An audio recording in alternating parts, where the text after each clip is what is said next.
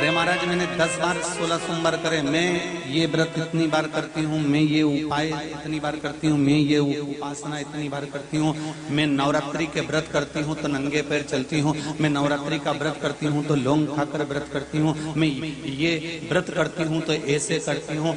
हमारी साधना को, हमारी उपासना को, हमारे भजन को, हमारे कीर्तन को, हमारे मंत्र जाप को, हमारे नाम जाप को कभी हमें मुख से नहीं कहना कि हमने किस तरह से। हमें तो ये सोचना है कि हमारे भजन से, हमारे कीर्तन से, हमारे मंत्र जाप से, हमारे स्मरण से, हमारे भगवत स्मरण से भगवान कितनी बार रीझा है हमको ये देखना है। हमने कितनी बार करा वो नहीं देखना, और रीझा कितनी बार।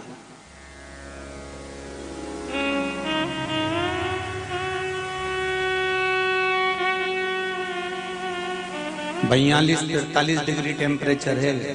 ऐसी भक्ति को कहां से लेकर आओ?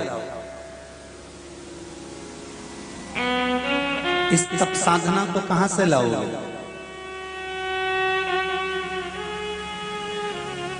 एक जगह पर कोई कह रहे थे कि हमारे जो गुरुजी हैं वो ऐसे चारों तरफ आग लगाकर या धूप में अपने शरीर को तपाते हैं। हमने पूछा कितने घंटे तपाते हैं, तो कहा 2-2.5 घंटा वो बिल्कुल सूर्य की तपन में और तपते हैं। हमने कहा ठीक है, यही की यही। देवऋषि नारद के मन में भी एक प्रश्न खड़ा हो गया था कि मैं जितनी बार भगवान का नाम लेता हूं, संसार का व्यक्ति उतनी बार नाम नहीं ले सकता। तो भगवान ने उनके हाथ में खीर का पात्र दे दिया था, खीर का कटोरा दे दिया था और कहा था ये खीर का कटोरा ले जाओ, और भगवान विष्णु ने कहा ये शंकर जी को देकर आओ, पर मैं इसमें से एक बूंद खीर भूमि पर नहीं गिरना चाहिए। नारद जी उस खीर के पात्र को लेकर गए, शंकर भगवान को ले जाकर दिया, बड़े आराम से बैठे। शंकर जी ने पूछा नारद जी बहुत थके थके दिख रहे हो? नारद जी बोले कोई टेंशन नहीं है, बस खीर यहाँ तक पहुंच गई, उसी की चिंता थी। खीर दी, नारद जी वापिस भगवान विष्णु के पास पहुंचे। आप मुझे बताओ कि मैं बड़ा कि संसार का मनुष्य बड़ा?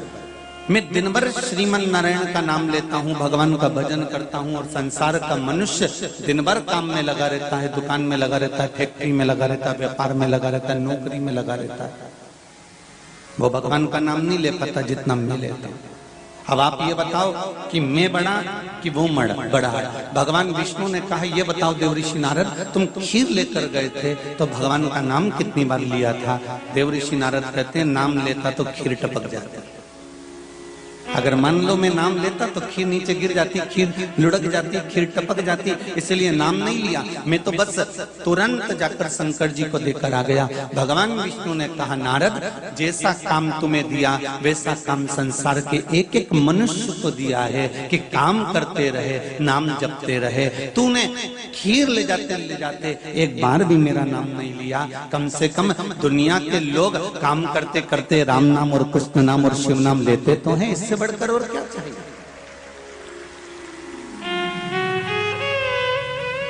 भगवान का नाम ले तो रहे हो। कोई कहे हम इतने घंटे तपते हैं, कोई कहता है हम इतने घंटे साधना करते हैं, कोई कहता है हम इतने घंटे भजन करते हैं। मेरा आपसे निवेदन है कि आप उन साधु सन्यासी तपस्वी साधक और उपासक से भी बड़े हो, जो अपना घर भी संभाल रहे हो, बच्चे भी संभाल रहे हो, परिवार भी संभाल रहे हो, और 3 घंटा धूप में चलकर कथा का रसपान भी कर रहे हो। इससे बढ़कर कोई तप साधना नहीं हो सकती।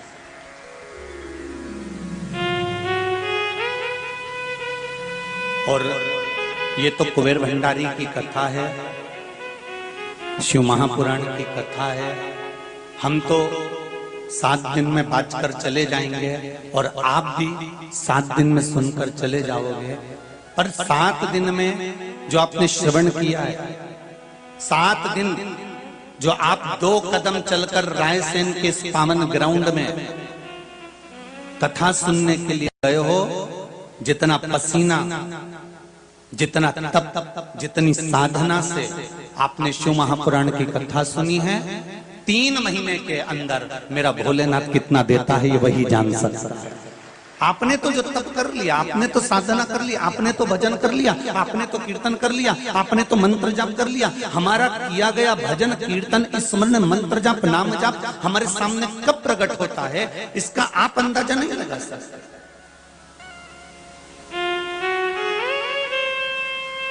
बस अगर ये मनुष्य की देह मिले, ये मानव का शरीर मिले, ये शरीर अगर प्राप्त हुआ है तो इसमें कुछ अच्छा कर जाना।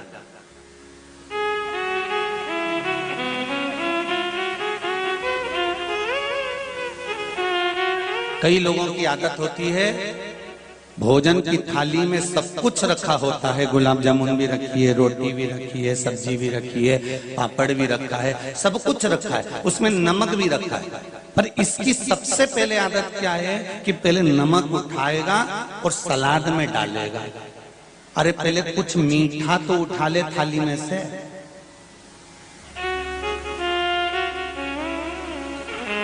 खारा खारा ही ढूंढता है।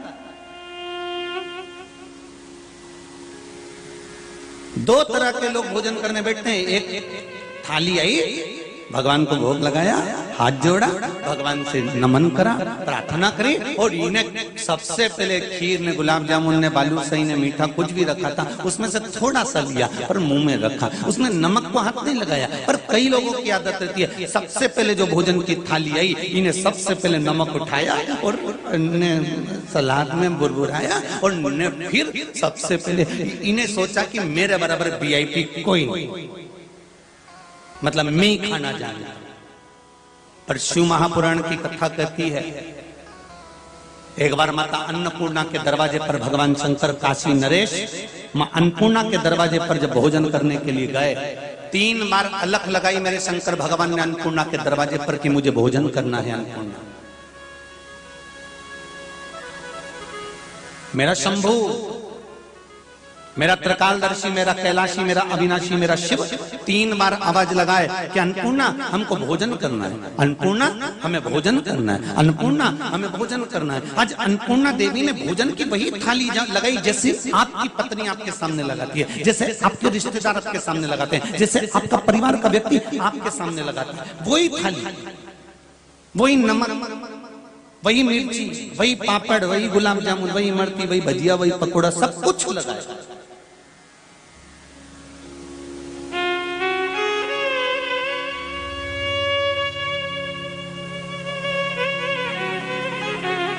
और जब सब कुछ लगाया और फिर मेरे शंकर भगवान ने जब उसमें से थोड़ा सा चूरमा उठाया और चूरमा उठाकर मेरे भोलेनाथ जैसे ही मुख में रखे तब अन्नपूर्णा देवी खड़ी हो गई।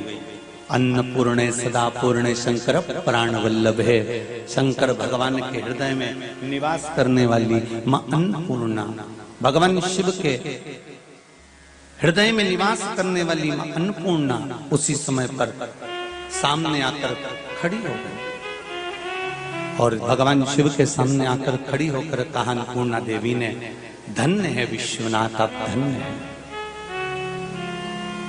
कई लोग कहते हैं भगवान शंकर को विश्वनाथ क्यों कहते हैं?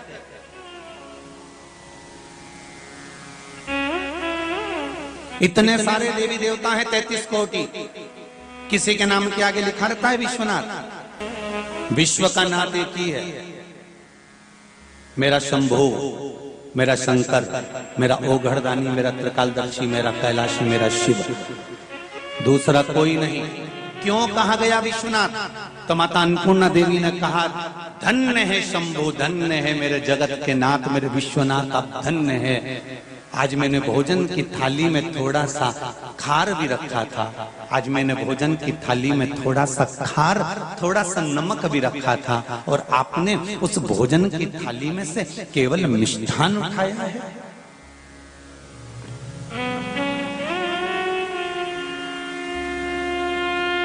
बहुत समझने की कथा है शिव महापुराण। और मेरी जीजियां बैठी हुई हैं, माताएं बैठी हुई हैं, मेरे भाई लोग बैठे हैं, बच्चे लोग बैठे हैं, छोटे छोटे से नवयुवक बच्चे भी बैठे हुए हैं। उनसे कहूंगा कि पहले अगर भोजन करने जाना, चाहे होटल में कर लो, चाहे जाकर घर में, चाहे मेहमानी में कर लो, नमक को हाथ बाद में लगाना, ये शिव महापुराण की कथा कर रही है। वो बाद में छुआ जाए, वो बाद में छूना, सबसे पहले भोजन को हाथ लगाना। क्यों?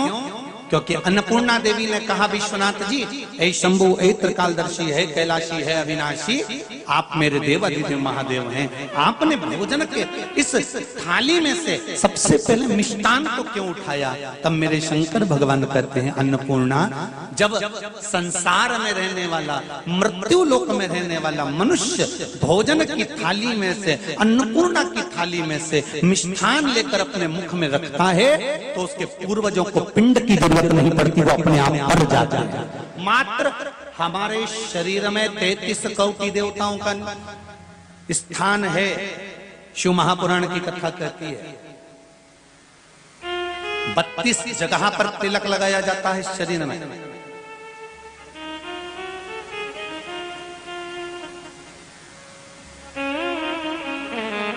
द्वादश तिलकों का प्रमाण है हमारे शास्त्रों में। नित्य कर्म में अगर पढ़ेंगे तो द्वादश तिलक का प्रमाण मिलेगा। शिव महापुराण को, देवी भागवत को, स्कंद पुराण को, ब्रह्मवेत्ता पुराण को, नर्मदा पुराण को, पद्म पुराण को अगर उठाकर देखेंगे तो उसमें 32 जगह पर तिलक लगाने का वर्णन मिलेगा, त्रिपुंड लगाने का वर्णन। दोनों भुजाओं पर नारायण लक्ष्मी विराजमान हो, हृदय में शिव विराजमान है, घुटने पर संत पत्नियां बेटियां विराजमान है, नेत्रों पर सूर्य चंद्र विराजमान है, श्रवण पर देव आदिक विराजमान है। जरा हमारे शास्त्र तो उठाकर देखो कि मनुष्य के प्रत्येक अंग पर, मनुष्य के प्रत्येक शरीर पर जहां जहां आप देखेंगे वहां कोई ना कोई देवता विराजमान है, कोई ना कोई देव विराजमान है।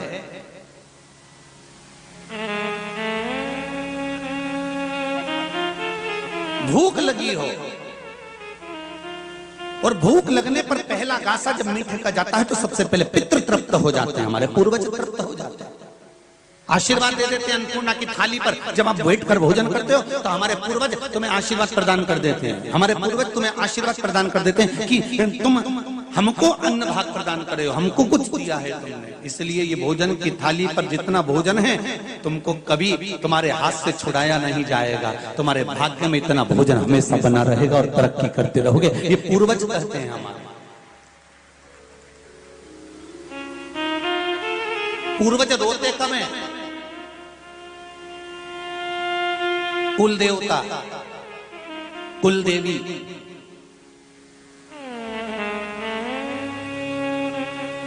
अब शब्द श्राप बद्दुआ कब देते हैं? बोलो रे रायसेन वाला, खूब कथा सुनते हो तुम लोग भी हो। कल रात्रि को देखा जब हम आए तो रायसेन के दोनों साइड आप लोग खड़े होके न बिल्डिंग कैसे न नीचे न ऊपर, और क्या पता तैयारी करके बैठे थे, क्या करके बैठे थे, फूल तोड़ तोड़ के इकट्ठा करके, और जो धम धम मार रहे थे।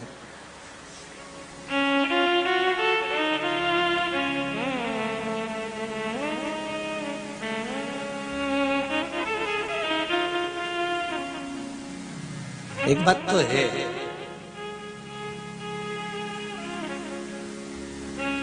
रायसेन रायसेन ये तो है, दमदारी तो है हो,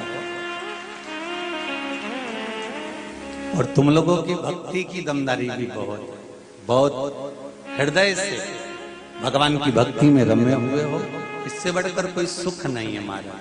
और क्या किसको रोइए, चादर तान के सोइए, आग लगे बस्ती में अपन मस्ती में। क्या फालतू के नाटक में पढ़ना, ने उसने ये कह दिया, ने उसने वो दे दिया, ने उसने यूं बोला, ने उसने यूं बोला, कहीं नहीं करना अपने। आती आती 2-4 दरवाजे पे केती आना, कथा में चल रही है क्या? वो पूछे क्यों? नहीं, गुरुजी ने एक कथा में कहा था, कथा में जाने वालों का अगला जन्म छिपकली करनी होता। तो तू चल रही है क्या? बस इतना पूछ ले।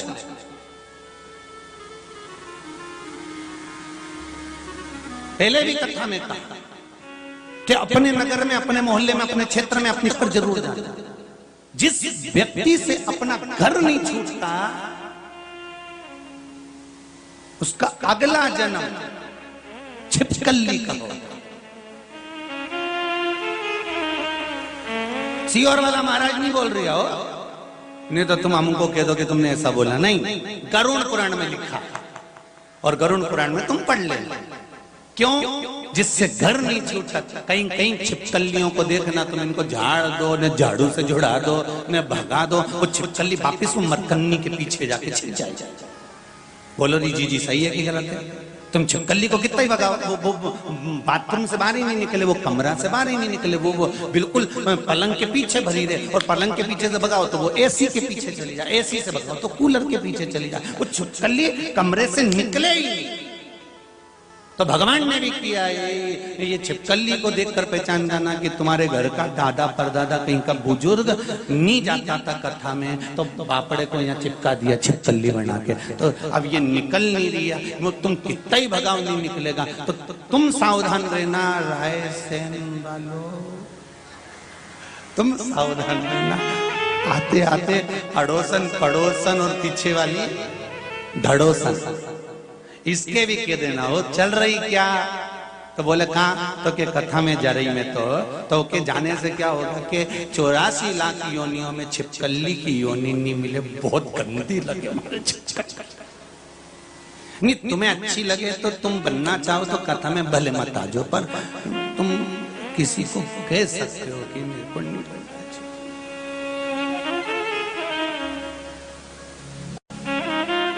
पितृदेव, कुलदेव, हमारे घर के बुजुर्ग बद्दुआ कब देते हैं? शिव महापुराण की कथा में और विष्णु पुराण की कथा में, दोनों में वर्णन आता है। जब कोई मनुष्य अपने भोजन की थाली में भोजन झूठा छोड़ता है तब पूर्वज और पितर बद्दुआ देते हैं, श्राप देते हैं, बद्दुआ देते हैं, श्राप देते हैं। मेरा जितने लोग ये बफेट करते हैं, बड़ी बड़ी पार्टियां करते हैं, ने चाउमीन का स्टॉल लगा लो, ने पानी पतासा लगा लो, ने छम्मक लड्डू लगा लो, ने ये काजू कड़ी, ने ये गड़ी, ने वो बड़ी, ने छोटी उनंग पड़ी, सब स्टॉल ढेर सारे लगाए। तुमने कटोरा भरकर 2 चम्मच खाया, बाकी का डस्टबिन में डाल दिया। आधी चम्मच खाया, डस्टबिन में पटक दिया। प्लेट में जितना लिया भर कर ले लिया, नहीं खाया पटक दिया। काजू कड़ी भी पटक दी, पालक पकौड़ी भी पटक दी, ये भी पटक दी, तुमने तो पटक दिया। पर शिव महापुराण की कथा और विष्णु पुराण कहती है कि उस अन्न की थाली में जितना अन्न तुमने झूठा छोड़ा है, तुम्हारे पूर्वज तुम्हें बद्दुआ प्रदान करते हैं। उसकी एक कथा शिव महापुराण के अंतर्गत आती है, आप ध्यान लगाकर सुनिए। कर्म हम बुरा करते हैं तो भोगना भी हमको ही पड़ता है। इस जन्म में नहीं तो अगले में भोगोगे, पर